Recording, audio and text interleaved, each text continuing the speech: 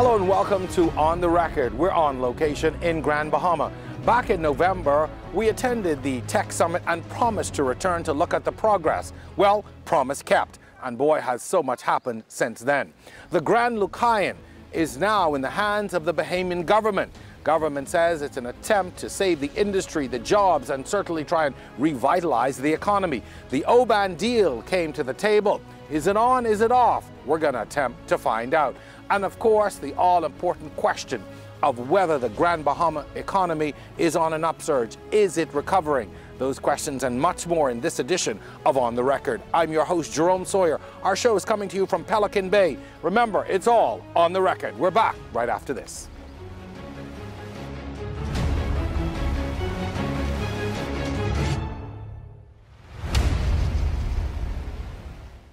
Are you a business person staying for a night, a week, or a month? Holding a meeting for your company or organization? A couple starting your married life with your wedding?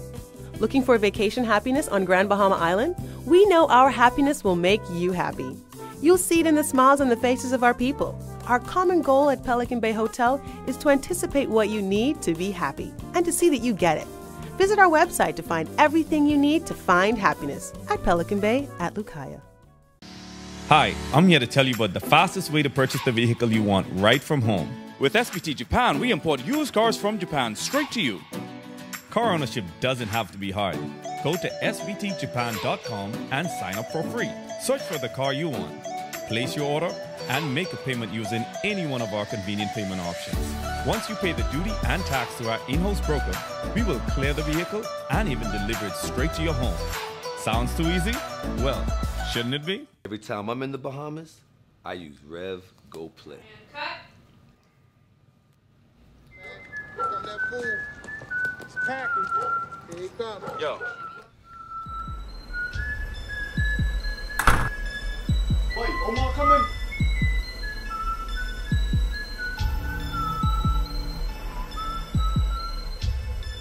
Boy, this Rev Go Play, solid. Rev, you and us together.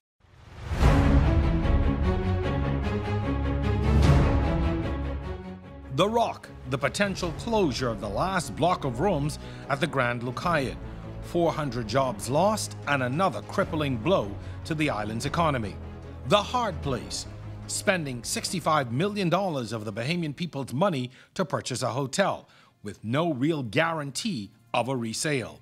And in between is the government of the Bahamas, given a clean sweep of all Grand Bahama constituencies in the 27 elections, with a mandate to turn around an economy in a free fall for well over a decade. Welcome to the realities of a Grand Bahama under a free national movement government, hard pressed to provide real hope for a community struggling to stay alive. The purchase of the Grand Lucayan was a do or die. At least that's how Prime Minister Dr. Hubert Minnis sold it to the people. We are in a holding mode. We are holding the hotel to preserve and protect the economy of Grand Bahama. Once a sale is available, this hotel goes. As soon as possible, we would like to sell. I do not want my cabinet colleagues come forth with their list saying these are my 10 constituents I need hired, these are my 20. It won't happen. So you've heard it from the horse's mouth, it won't happen. Don't bring the list. If the management accept the list, that manager will be fired. It's the second time this year the government has had to stave off a whirlwind of criticism over a move to try and save the island's economy. Rewind to February. The government signs a deal with Oban Energies for a $6 billion oil refinery and storage facility in East End Grand Bahama. 600 jobs, 1,000 more in indirect construction, and a huge shot in the arm for the economy. Not so fast. Questionable characters in the company, real concerns about the environmental effects, and admittedly no substantial impact assessments to support claims on either side. Government hits the pause button, promising to return with a different version. Yet another false start for a people desperate to get the island back on its feet. Repeated devastating hurricanes over the past decade an adversarial relationship at times with the Grand Bahama Port Authority and its strict licensing and regulatory regime, a dwindling population looking elsewhere for better opportunities, and a series of governments seemingly unable to address the problems. This is the Grand Bahama of today. The biggest casualty, the people. What do you think needs to be done, man? We need jobs, basically. We need work. It's hard to find work here. It's very hard. What would you say, you tell me now, that's really needed to get things going in this part of Grand Bahama? We need jobs for the people. No job. You can't accommodate without employment. Right. You can't accommodate without facility. You can't accommodate without those stuff.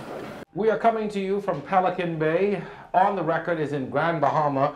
We are discussing the facts on current affairs on this island. A lot going on, a lot to discuss. I am joined by two distinguished gentlemen who are really here to give us some great insight into a number of things, but certainly those topics that are most current and of the most concern. I'm joined by Brian Seymour. He's a stalwart councillor with the Progressive Liberal Party and representing the party here in Grand Bahama. Welcome, sir. Good evening. And also Mick Holding, president of the Grand Bahama Chamber of Commerce. Welcome, sir. Glad to have you. Thank you. So, gentlemen, I have to tell you, I've spent some time just moving around the island, getting out of Freeport, even going to the far-flung sections, because I think sometimes we forget that Grand Bahama is more than just Freeport and the Freeport area. It was very enlightening to talk to a lot of folks, just to get their feedback on quite a few issues. The most prevalent being, of course, the sale of, or the purchase at this point, of the Grand Lucayan by the government, and getting varying viewpoints on that. And for the most part, I would have found people would have said to me outright, we feel, one, the government should not be in the business of owning hotels, but, and there's always a but, we felt, or we feel, or we thought, or we think that they had no other choice. Something must be done. And it all predicates back to, we need jobs. And there's no denying that. Brian, I'm going to begin with you. So articulating the party's position and your position on the purchase of the Grand Lucayan. All right, Jerome. Well, what I would start by saying is that what you have is basically intellectual arguments going back and forth on whether or not the government should be in the hotel business. If you would ask me that, I'd say no, absolutely not, we should not be. But given the experience that we had and are still having, is we have a princess property that basically the same thing happened some 14, 15 years ago. And we did nothing, and now what we have is a hollow downtown Freeport with just the remnants of what used to be. So in that instance, I'd say, well, the government, leave it to the private sector. Well, if you leave it to the private sector, we have that example. But my thing is, with the Grand Lucayan, yes, purchase it, of course, but at what price? When I was happy to see the Prime Minister and his crew and his ministers come up here and take a tour. But what was missing from that was your civil engineers, your quantity surveyors and stuff like that. $65 million. Is that a good price for the property? Seeing that, and now what we do know is that the Hutchison Group, the insurance paid out $85 million. So that means that the government now must replace the $85 million that was initially what they got from the insurance company. That has to go back into the property, and then you're going to turn around before you see it and before you know anything from your professionals who would have given you advice on what the real price is. You're paying $65 million outright before you know. You don't do business like that. Any Sunday school child would have been able to tell you, does a man go out and build a tower without first counting the cost? Any Sunday school, anybody who would have gone to Sunday school would have known that lesson. And here it is, you're saying, oh, and we're going to close it within 30 days. It's going to take 30 days to just find out with your people going in there to say, Prime Minister, this is what we found, this is what it's going to cost to set it right, and this is eventually what it, you put together your figures, then we'll know if $65 million is in fact a good price for it. But nobody, not even your opposition, wants Grand Bahama to go the way of the Princess and the International Bazaar. Mick, do you share that opinion? Do you think it was something that was necessary to do? Yes, I do, Jerome. I mean, I wouldn't normally advocate government ownership of businesses that should remain in the private sector. As a principle, government is not good at running. No, absolutely. That's across the board. And that's not what they're here for. That's not government's role, to run businesses, whatever they are. But and Brian has referred to the Princess Towers fiasco, and I called it a fiasco. And the impact was not just the closure of Princess Towers and the casino, but it affected the International Bazaar. And that area is now run down, and has always been run down. And we certainly cannot afford to see that happen here in the Kaya. Without the hotels, Port Lucaya Marketplace will go the same way as International Bazaar. Already businesses have closed down, and I know others that are just hanging on. They're just by the skin of their teeth, hoping that something is going to happen. And when one thinks about the jobs in the hotel itself and thinks of the jobs in the Kaya Marketplace, and then you've got to think of the impact of that on the economy as a whole. Because if people haven't got jobs, they're not spending money, so other businesses, food stores, other businesses will suffer as well. It has a ripple effect right through the economy. So I think, having said all of that, government was left with very little choice. And I think they shouldn't be running hotels, but to buy it and use that, and then to try and resell it as quickly as they possibly can.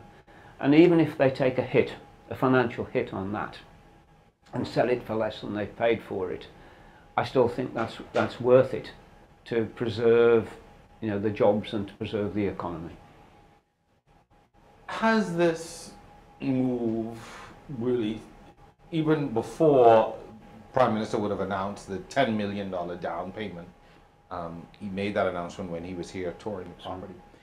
Prior to him announcing that and all the discussion, did this move engender any kind of hope, particularly from the business community? Did people see this as at least some kind of lifeline? Because prior to this, I mean, a lot hinged on the sale of this hotel. Yes. I think that was from the moment the Wynn Group was engaged, and from December, I think, when they signed the letter of intent. Has that engendered some kind of hope that, for the first time in a long time, we could see a beacon of hope in this situation? I think so, yes. And even before government even started talking about the possibility of them purchasing the hotel, there were members of the business community that were advocating that approach and say, if the Wynn deal falls through, then government should step in. So yes, I believe it has now given some hope. And I think people are prepared to hang on a little bit longer now that there's a lifeline. If nothing had been done, I feel that businesses would have started to close down. Brian, the situation regarding this hotel, you have three hotels on this structure. Lighthouse Point is the one that's open. Yes. Breakers Key Memories would have closed as a result of damage sustained in Hurricane Matthew under the Progressive Liberal Party. It begs the question, why was not more done under a PLP government to try and save this hotel or get it back on its feet? Well, if you would recall, what happened right after the storm was that it seems as if the Hutchison Group was in kind of like they were at loggerheads with the insurance group, because as I understand it, the group that was the Memories group was prepared to actually fix it up and go and, you know, get it going again, because surprisingly, Memories made a go of it. In their short space of time that they were there, they actually turned the property around and was making money from it. And, you know, people say, oh, it never made money. Well, that begs the question, there must be something else going on behind the scenes. Why, if a grouping could come in with the airlift and all the ancillary services that goes along with it, how is it that Hutchison wasn't able to make, in these many years, a profit from it? That would tell you that that really isn't their interest. Well, and I'm glad you brought that up, because what as people would say to me, or have said to me, the problem is Hutchison. Yes, I would quite frankly say to you that it is, because what we have here is, it's not just the hotel. What we have here is a situation where the costs are prohibitive at the airport. It costs, it turns out, I'm told, that many of the airlines find it too expensive to fly into Grand Bahama. How is it that there's places like Abaco, Eleuthera, Exuma, I mean, back-to-back flights, but when it comes to Grand Bahama, we're not coming into Grand Bahama, and we have much more to offer. And these, when you look at places like Abaco and Exuma, you have direct airlift up and down the United States. And you don't even have a decent airport structure, but yet it's too expensive to come into Grand Bahama.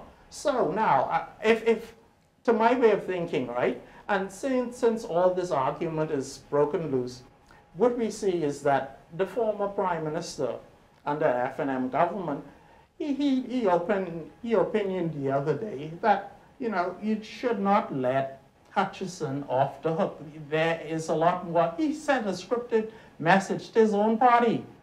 There is some more tools that you could use to turn things around. Mick, I want to have that discussion with you as well, because there seem to be a lot of impediments to doing business in Grand Bahama. A great example, just the fees associated with the airport alone. Yes, I mean, when you come to the question of ease of doing business, or the lack of ease of doing business, not just in Grand Bahama and Freeport, but as the country as a whole. But I think we have, because we have government and the Grand Bahama Port Authority, we have two levels of bureaucracy in a lot of ways. And certainly the question of ease of doing business is a major issue for us. And certainly it's something that we at the Chamber of Commerce are trying to address. The cost of air transport and the airport is one of those issues. What is the solution? I mean, you talk to people and they know the issues. What is the solution, and what is the now solution? Probably, I'll go as far as to say that the ownership of the airport should change. You know, it's owned by, it's a joint venture between the Grand Bahama Port Authority and Hutchison One Power. And maybe that also should be purchased and put into different hands, whether it be government hands or a separate private entity. Brian, you agree? Well, I'm happy that Nick, coming from civil society, said that, because, you know, if I would have said this, okay, he's being political, but it is a political consideration that we have to deal with. Okay, as I understand it, when the whole deal was put together, what you had is, for consideration of buying the airport, operating the harbor, you had to then operate a property up in the Lucaya Strip. Whether or not you made a profit is no concern of mine, but you have to run it or get someone to run it. Now that you have walked away from it, right? And we have an example of this happening before. We now are a little bit wiser and a little bit older. Now that you have walked away from the deal at the hotel, it says, okay, I don't want it anymore. Well, my friend, let us sit back down at the negotiating table. That would seem to be a very valid point for discussion if a condition of you owning these other things or having ownership in the port and the airport, etc., was to operate and own this hotel. If that now falls off, should the government not now be in a position to negotiate or renegotiate something? That was the message that I got from former Prime Minister Ingram, that he was sending to his colleagues. But it seems as if there's a disconnect there. Because he also went further and said, maybe because I told them that, they're going to do the opposite. Let's face it, Hutchinson's core business is not hotels, it's not running airports. It's in the port business, the container business. It's not on those businesses at all, but it was all put together as a package many years ago. And perhaps they should just concentrate on their core business, what they're good at. Maybe the time has come now for government to renegotiate quite a few other things. Possibly. Yeah. Gentlemen, we have to take a break in the show. We've been looking forward to doing this show for so long. We have so much to talk about, so stay with us. We are going to take a break. We'll be back with more On the Record coming to you from Pelican Bay and Bahama.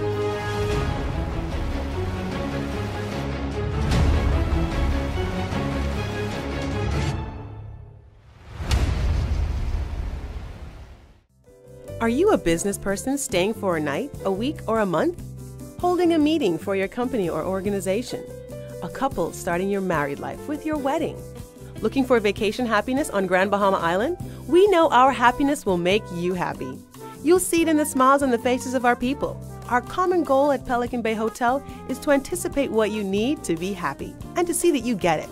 Visit our website to find everything you need to find happiness at Pelican Bay at Lucaya. Hi, I'm Davriel, and welcome to Rev Tips, where we answer your most important Rev service questions. Today, I want to talk to you about the exciting new Rev Go Play app. But how does it work? Well, you start by opening a Cable Bahamas My account, so you can take your TV everywhere. Here's a few notes to get you started watching TV on the go. Step 1. Create a Cable Bahamas My account. Step 2. Download the latest version of the Rev Go Play app from the Google Play or iTunes App Store. Step 3. Log into the app using your email and My account password. Step 4. Enjoy your Rev TV on the go. Well, that's our Rev tip for today. Be sure to join us next time for more information on how to get the best out of all your Rev services.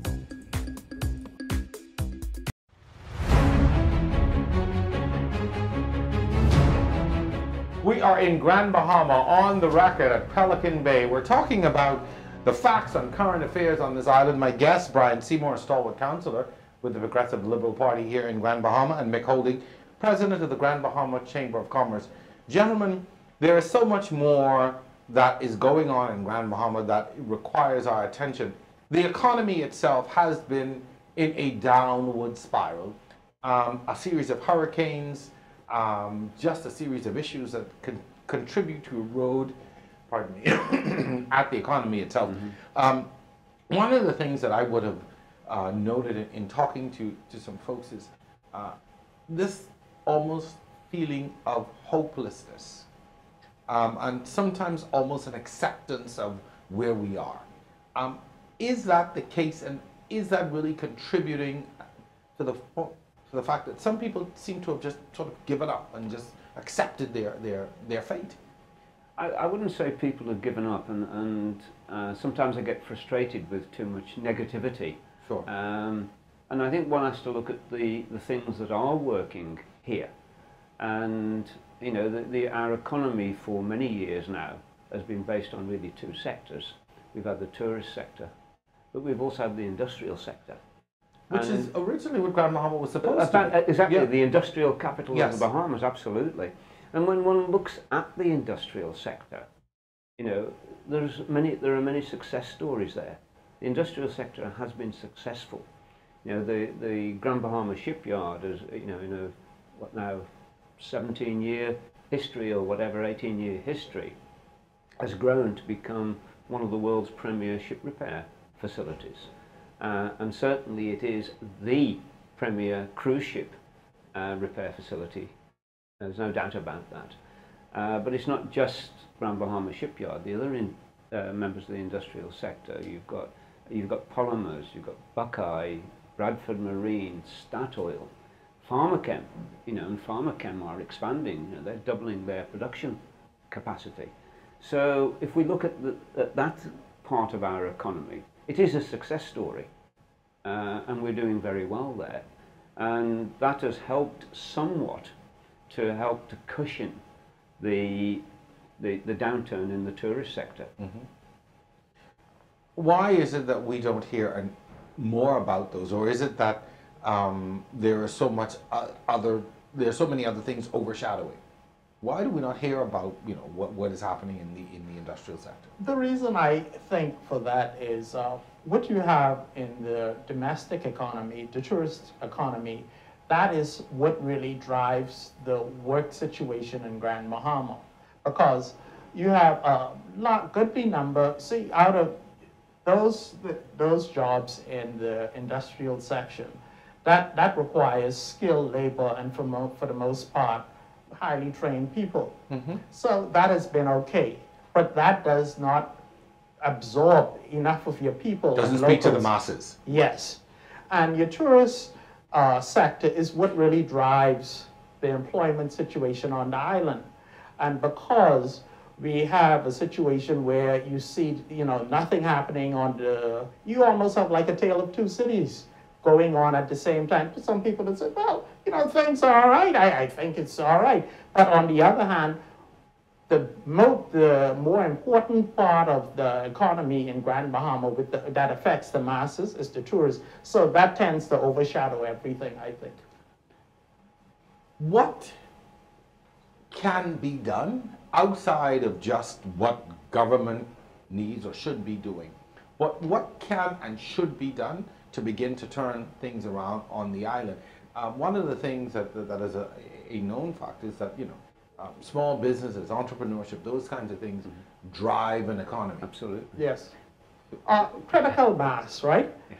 There is nothing, unless you have a situation where a city or a town is growing. What you have here is a depopulation of Grand Bahama. If you were to go down on a Friday or a Tuesday to the harbor, you'll see people in goodly numbers putting their goods and their cars on the boat and leaving the city. Well, you can't build an economy because you need, in order for business to thrive and to make it, you need customers, you need buying power.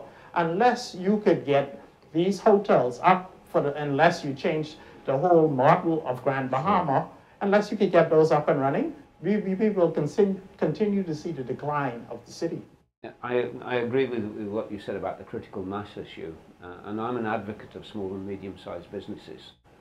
They are the things that underpin the economy, but they need a market, and certainly over the last 20 years, I would say we've probably lost 20,000 of the population of Grand Bahama, and it's still going on. Mm-hmm. 2 weeks ago, I was travelling back from Nassau, and I was sitting alongside a young lady. And she was very happy that she'd just got a job at Bahama. But she was less happy that she'd lost her job here in Grand Bahama in April and had to relocate to Nassau to find employment. And we've got to reverse that trend. We've got to bring back the population. So we need to get the hotels open. We need to attract new businesses, in the industrial sector. And the technology hub is another way of creating jobs and bringing the population back. I want to address the technology, because the last time this show was here, we were here for the Tech Summit and we talked about all the possibilities. Yes. But before we get to that, I do want to know though, how much ownership, or are Grand Bahamians taking enough ownership in their own economy? And by that I mean, somebody said to me, part of the problem is Grand Bahamians go abroad to shop. I don't necessarily shop here at home. So the money that can be spent in the economy is oftentimes leaves the country, goes elsewhere, and they bring back what they need. That's true. Is that an issue?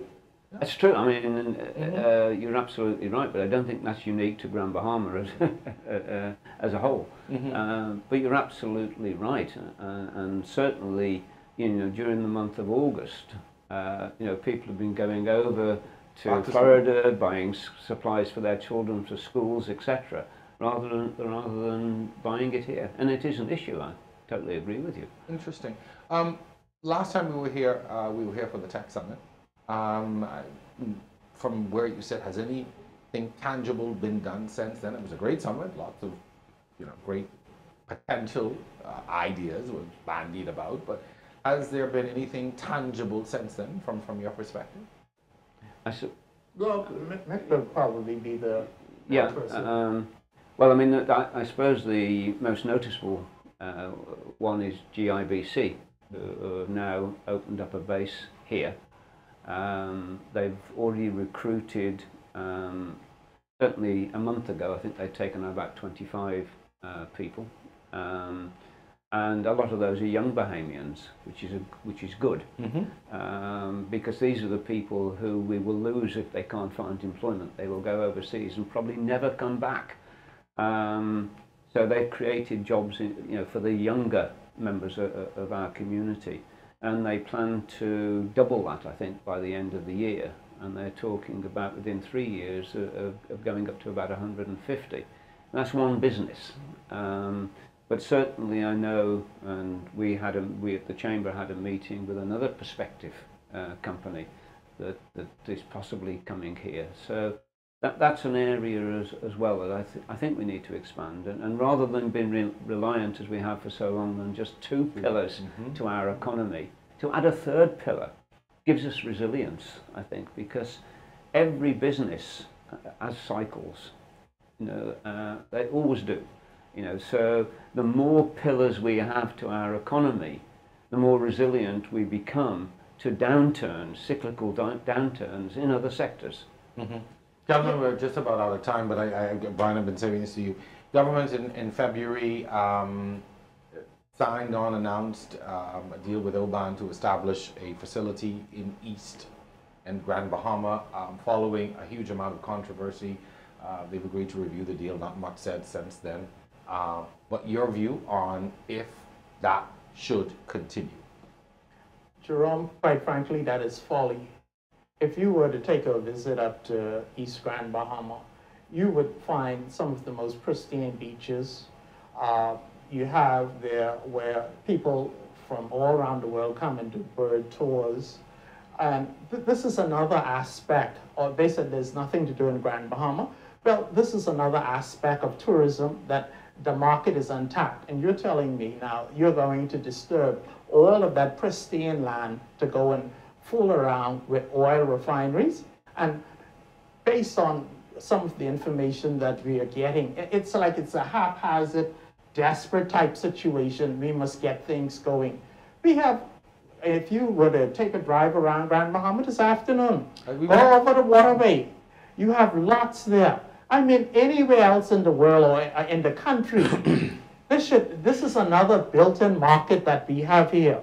What it requires is focus attention on the city of Freeport and some of the amenities that they have here. I drove out there yesterday. We took time and went out there, and there is vast land, waterway lots, beautiful, but there's nothing happening. It's just sitting there. And so and people have said to me that I've asked whether they have been in East Grand Bahama, West End, or 8 Mile Rock, and Freeport proper. They said to me, well, I've heard, but at the end of the day, we need jobs, and if it's going to provide jobs for us, certainly dedicate a portion. And then I would give you an example. A good example of what went wrong is that here it is, Driftwood says, well, we need a beach in the middle of an island. Could you imagine that? And because we need those jobs, that was folly then, and it is proven to be folly now. So what should be, Mick, I want to get your take on whether Oban should happen or not.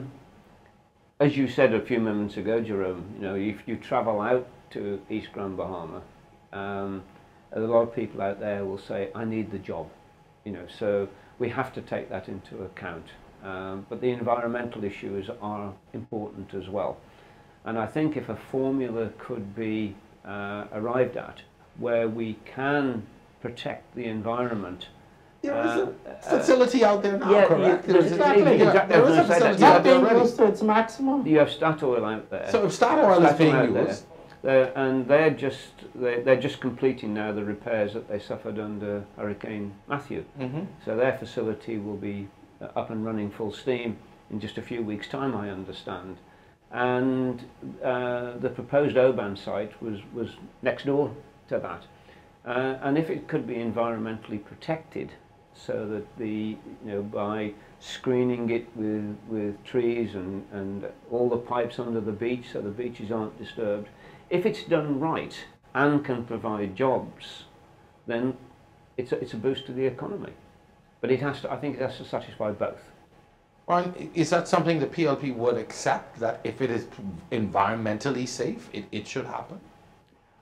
Jerome, no Bahamian, whether FNM or PLP, wants to see this country the economy going south. But what we must do is now look at things, not just for now, but for our children and our grandchildren.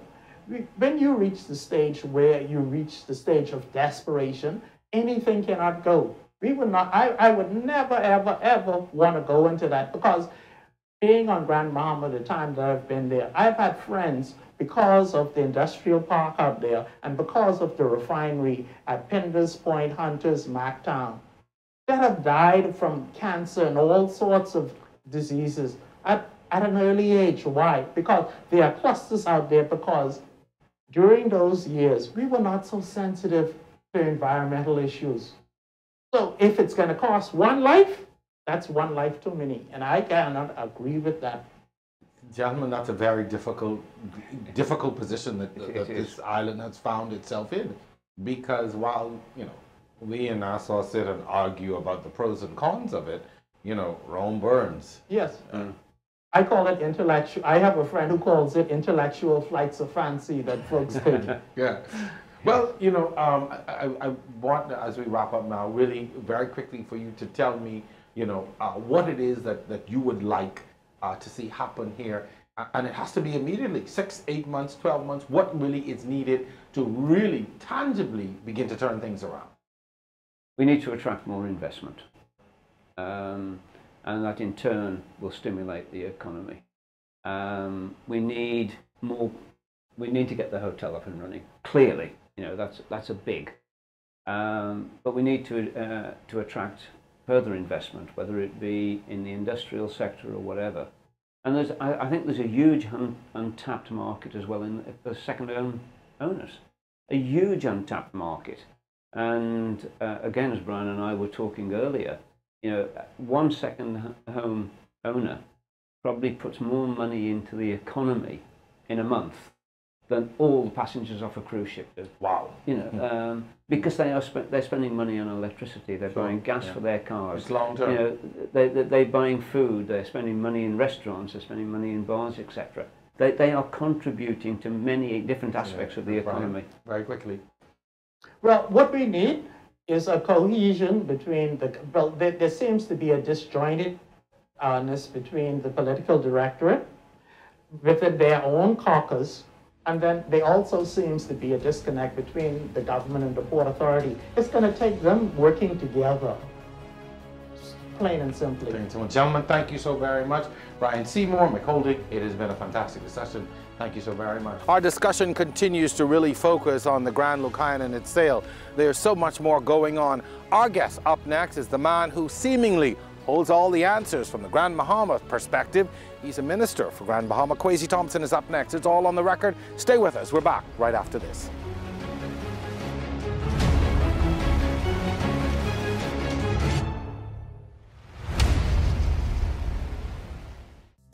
Are you a business person staying for a night, a week, or a month? Holding a meeting for your company or organization? A couple starting your married life with your wedding? Looking for vacation happiness on Grand Bahama Island? We know our happiness will make you happy. You'll see it in the smiles on the faces of our people. Our common goal at Pelican Bay Hotel is to anticipate what you need to be happy and to see that you get it. Visit our website to find everything you need to find happiness at Pelican Bay at Lucaya. Hi, I'm here to tell you about the fastest way to purchase the vehicle you want right from home. With SBT Japan, we import used cars from Japan straight to you. Car ownership doesn't have to be hard. Go to sbtjapan.com and sign up for free. Search for the car you want, place your order, and make a payment using any one of our convenient payment options. Once you pay the duty and tax to our in-house broker, we will clear the vehicle and even deliver it straight to your home. Sounds too easy? Well, shouldn't it be?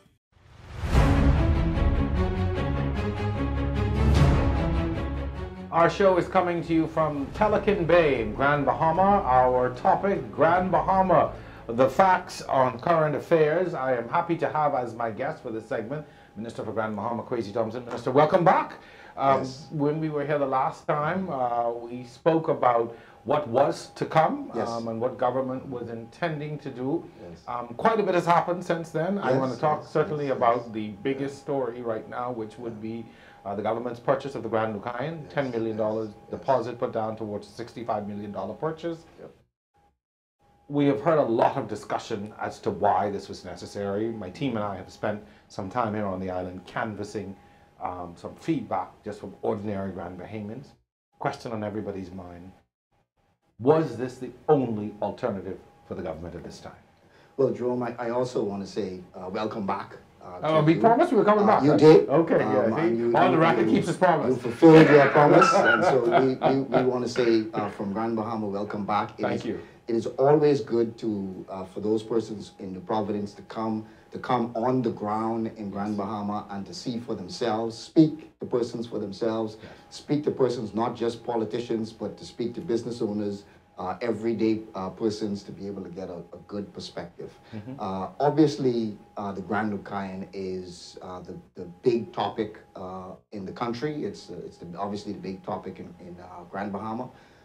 It is really the focus of the tourism product in Grand Bahama. And folks ought to understand that it's not just a hotel. And this is critical as to why the government decided to make the decision that it did. It was not a decision that was done lightly. It was not a decision that any government would have wanted to do, but we found it absolutely necessary to do. Grand Lucayan, as I said, is the center of the tourism product in Grand Bahama. It also is very connected to Port Lucaya. It is connected to all of the vendors and the straw vendors in Port Lucaya, the restaurant owners. It is connected to taxi drivers. It is even connected to all of the other hotel owners in the island. It is connected to airlift, and it is the largest tourism product that we really have in Grand Bahama. If the hotel was to close, and if we lost those 400 jobs, it would mean the 400 jobs would be a significant loss. But if the hotel was to close, it would mean even more than just the loss of the 400 jobs. It would mean really the end of the major tourism product that you have on the island. It would mean the Port Lucaya marketplace would be severely affected. It would mean taxi drivers and straw vendors, the downtown persons, the ordinary persons, the airlift. It really would mean the island almost would come to a standstill. So the action wasn't just to save Grand Lucayan, but the action really was to save Grand Bahama. And so that was really the motivating factor. The Prime Minister and Cabinet did a tour and made the announcement that we were going to purchase. We've entered into an agreement. And part of that tour was the visit to the Royal Oasis. It was a significant visit. It was not just a haphazard visit, but it was to take a look at what is now in Grand Lucayan and what could be if we did not act. And for those in the audience who don't know, the Royal Oasis we refer to as the Bahama's princess. Yes, yes, yes. Okay. And as you would be aware, I mean, you would be aware, at one point that really was the major hotel jewel of Grand Bahama. In Grand Bahama. It really was the big major tourism thing that was happening in Grand And that Bahama. closed, and that led to the demise of the International Bazaar. Jerome, that led to the demise of an entire industry and really a downward spiral when it came to the economy of Grand Bahama. because you found that it was a domino effect, that when the hotel closed, then that affected the bazaar. If that affected the bazaar, it would affect downtown. If that affected downtown, it would affect this area here in Port Lucaya area. It would affect most of the island when it comes to the economy. So that really was a picture that needed to be shown. It was a picture really that rests on the government's mind when it comes to what we are. One of the concerns raised has been the price tag, the 65 million. Some said it is above the actual worth of the hotel and the property. And there's also the concern that because the government's back was against the wall, they rushed into the deal and didn't consider all of the facts. One thing that I will say is the government did not rush into this decision, but it was a well thought out, well thought through number of consultations that were done. But what I do not want to do, as the Prime Minister indicated, he is going to lay out the history, because there is a long history with the government, there's a long history with this hotel and with Hutchison. And he's going to lay out the history of this hotel. He's going to lay out the history of the relationship between the government and Hutchison. He's also going to lay out, when we came to office, what was the situation that we found. He's going to lay out what took place between May of 2017 and now, what led us to that decision. And he's also going to lay out what is the plan moving forward with respect to the hotel. I think that's one of the key concerns that everybody is expressing is, what is the plan? Absolutely. Is there a clear plan? Absolutely. And that's important, because this is public funds that are going to be used to Minister, with the greatest of respect, at a time when we just saw an increase in value-added tax. Correct. So people are already anxious about having to spend more every day on everything that they do. Absolutely, and they should be. Because they should be aware of what the facts are. And I agree with the Prime Minister that there is really no better place for us to lay out the facts than in the People's House. And so he's committed, publicly, he's committed that on the next occasion, the next sitting of the House. He said the 16th of September somewhere. Yeah, I'm not sure the exact date, but the next sitting of the House, he is going to lay out, and I am sure that all of the questions that you have on your mind, all of the questions that the public has on their mind, will be carefully and systematically answered through that presentation that our Prime Minister is going to One of the things that he said to me that it struck me, and he said, Crazy Thompson, don't come with your list of people. Don't come with your list of people to hire. But I thought, well, why not come with a list? These are your constituents. These are the people who need jobs. These are the people you know. I mean, you know who isn't working and who needs jobs. That was actually an important statement for the Prime Minister to make. It was an important statement. I mean, he had made that statement to us. So you know it was coming? A number of occasions. Okay. But he had made that statement really to the public. And that was an important statement to make to the public. Why? In that, first of all, with respect to the Lighthouse Point, you already have about 400 plus employees that are there.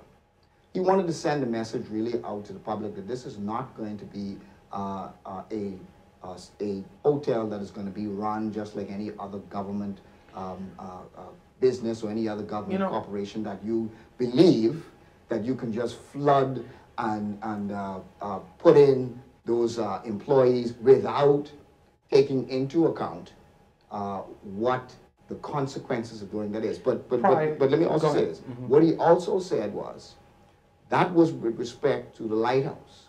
Because the next statement he made was, when it comes to the renovations of the memories, and when those jobs come on stream, then obviously employment will then become available for persons when it comes to that. So we want to put what he said really into the proper context. And let me tell you why that is concerning. During the days of the Hotel Corporation, which really disbanded after the FNM came in 1992, and that resulted in the sale of a number of hotels. Including the one in the back of us. Yes. Including the same hotel. Which then resulted in a lot of private investors coming in, purchasing hotels, etc.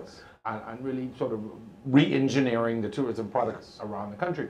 But one of the key concerns particularly at that point when the Hotel Corporation was in existence, and if you remember the Commission of Inquiry that followed, it was as if this was a dumping ground for people who were loyal to parties, who needed jobs, to the MP Senate. So you had all these people in the industry who were unqualified, and the hotels weren't being run properly. They were losing millions of dollars, and it, you know, atypical of government being in business. And that is a very serious concern that a lot of people have. We would have remembered the fiasco of the Commission of Inquiry on the Hotel Corporation and what came, and the things that were uncovered. But Jerome, that's, and again, I reiterate, that really was why it was an important statement to make. I mean, I think folks might have taken, or some folks might have taken it in jest because there was, you know, a good laugh afterward. But it really was an important statement to make in that, one, the government does not intend to hold on to this asset for any long period of time. I mean, that has been said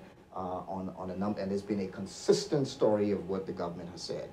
And two, we do not want this to be run like an ordinary government corporation, as you said, which might become a dumping ground, because then that's where the funds are going to be lost, and funds are going to be wasted, and so on. So, and he also said this also, that there is going to be a board that has been formed, and he's going to speak to that when he goes to Parliament, and that board really is made up of private sector persons, well-qualified private sector persons who are really going to, in the interim, before it's sold, who are really going to be the persons who drive this thing and take control and take management of it. Two key questions that continue to arise. One having to do with whether the government will spend any monies into renovating the closed properties. Breakers Key, he said outright that they have no interest in renovating and reopening, but Memories, which is the third property, is the one that they are looking to reopen once it is renovated.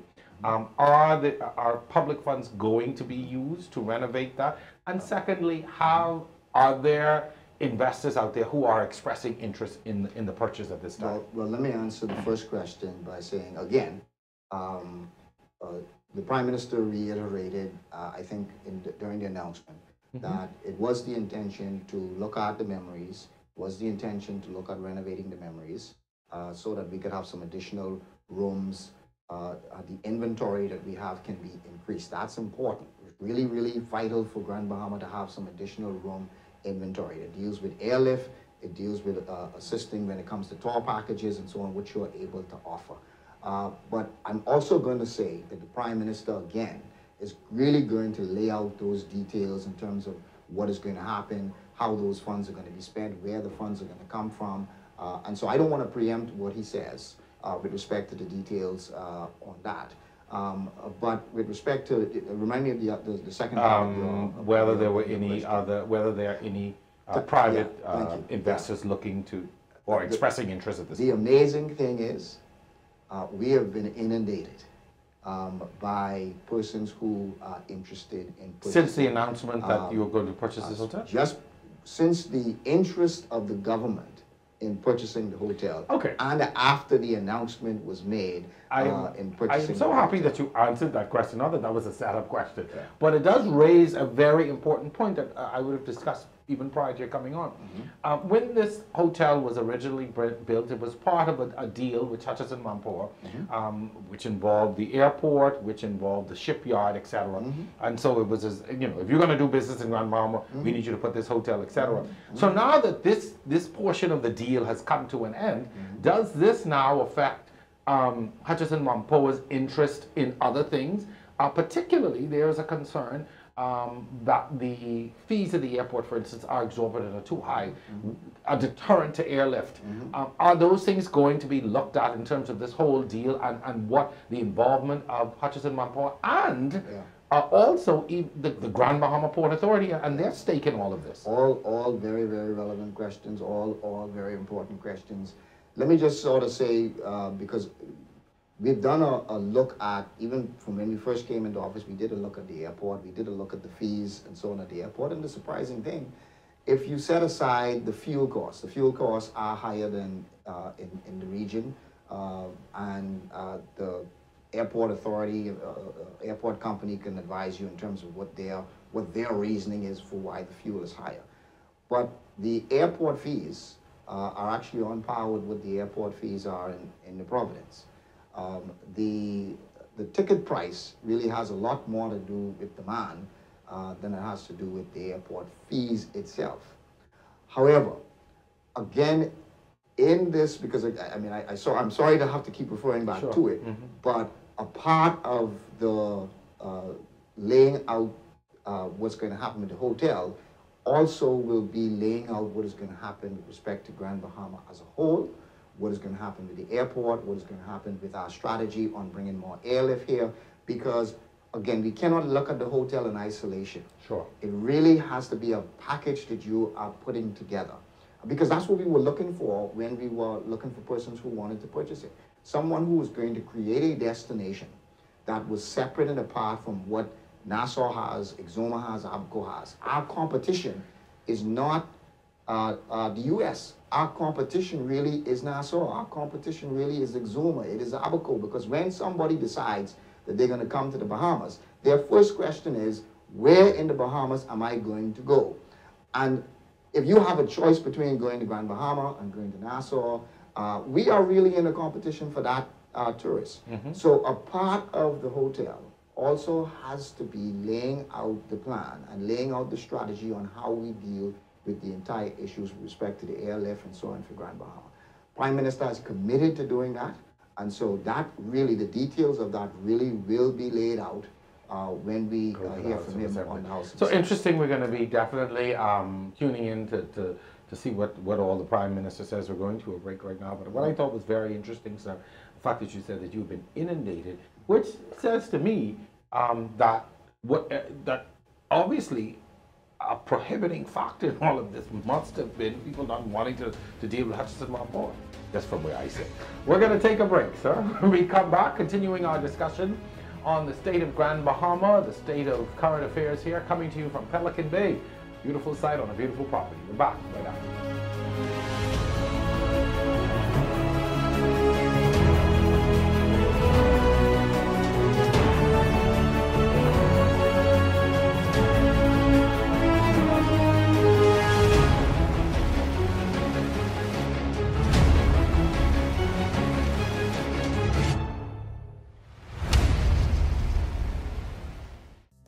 Are you a business person staying for a night, a week, or a month? Holding a meeting for your company or organization? A couple starting your married life with your wedding? Looking for vacation happiness on Grand Bahama Island? We know our happiness will make you happy. You'll see it in the smiles on the faces of our people. Our common goal at Pelican Bay Hotel is to anticipate what you need to be happy and to see that you get it. Visit our website to find everything you need to find happiness at Pelican Bay at Lucaya. Coming up on this week's edition of On the Record, more on the government's purchase of the Grand Lucayan Resort. Also, the realities of trying to make Grand Bahama a technology hub. Plus, real impediments to doing business on this island. All that and much more in this week's edition of On the Record, 8 p.m. Cable Channel 212. We'll see you then.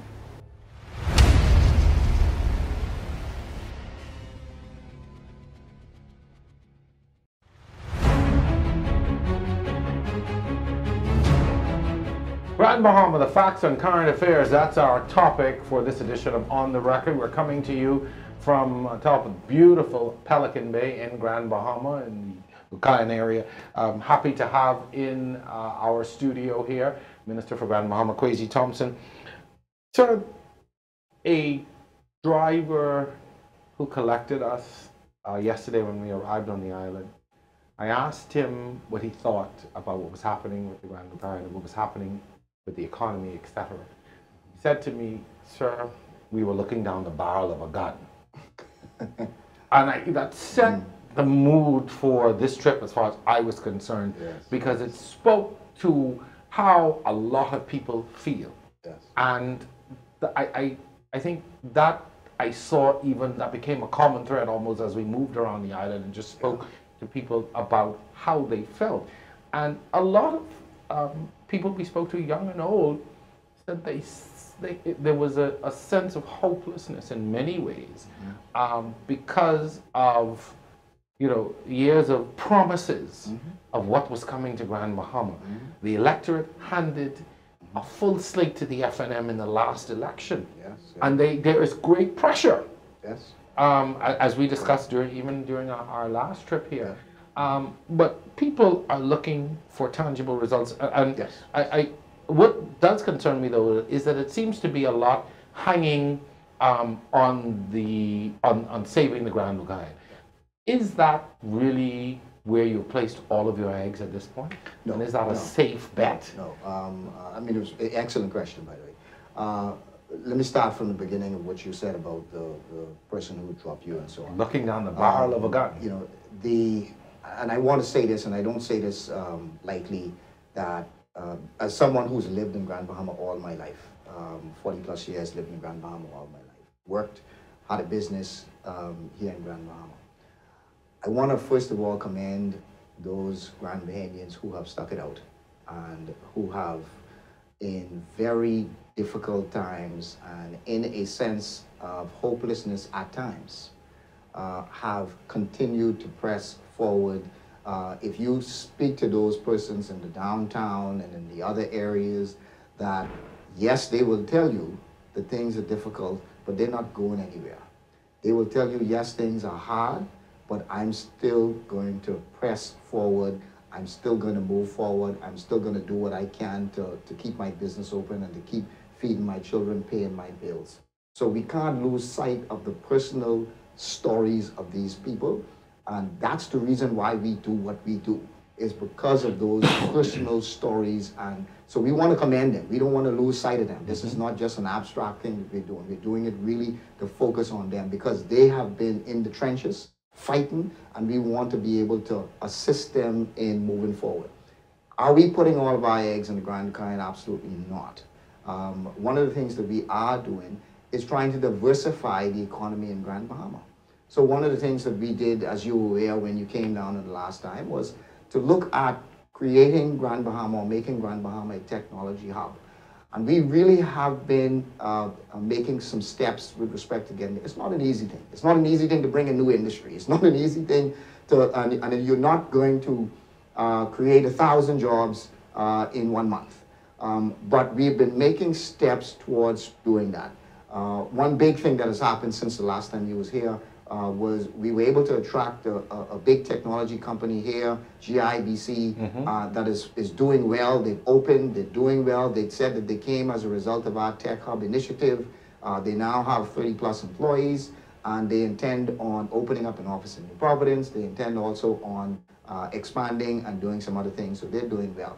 ITEL BPO, which was a company that was here before us, they spoke at the Technology Summit. They are also going to be expanding again as a part of the Technology Hub initiative.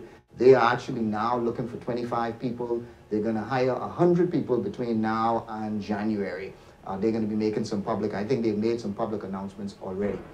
We are preparing our people for this Technology Hub. That was my next question as well. We are preparing our people for the technology jobs not easy. No, they're not. And here's what we're doing.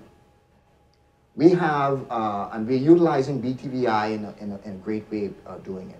Over the summer, we have been able to, in Freeport, take 50 high school students. Over a 3-year period, 3 summers, they're going to be trained in ICT. And so at the end of those 3 summers, they're going to have their certification in a number of ICT areas. Right now, they're going to graduate their first summer. At the end of this first summer, those 50 students and 100 in New Providence will be able to open up a small side business in web design. And then they're going to be doing another one next year. They're going to be doing another, so that by the time they graduate high school, they will be able to have the foundations to be hired at any technology company. Or open their own business. Or open their own business. What we're also doing with BTVI, as you know, BTVI now, tuition is free. Enrollment has more than doubled in Grand Bahama. And we have, as part of that program, an associate's degree in computer programming. So we are encouraging persons to be able to do that program. It is absolutely free program. We are also working with the YMCA. We're going to be also working with the Bahamas Development Bank, who has created a program that after they've gone through that program, the Bahamas Development Bank will fund them in app development. So at the end of the day, we are hoping to have in excess of 500 of these trained Bahamians who are going to be able to participate in this technology hub initiative.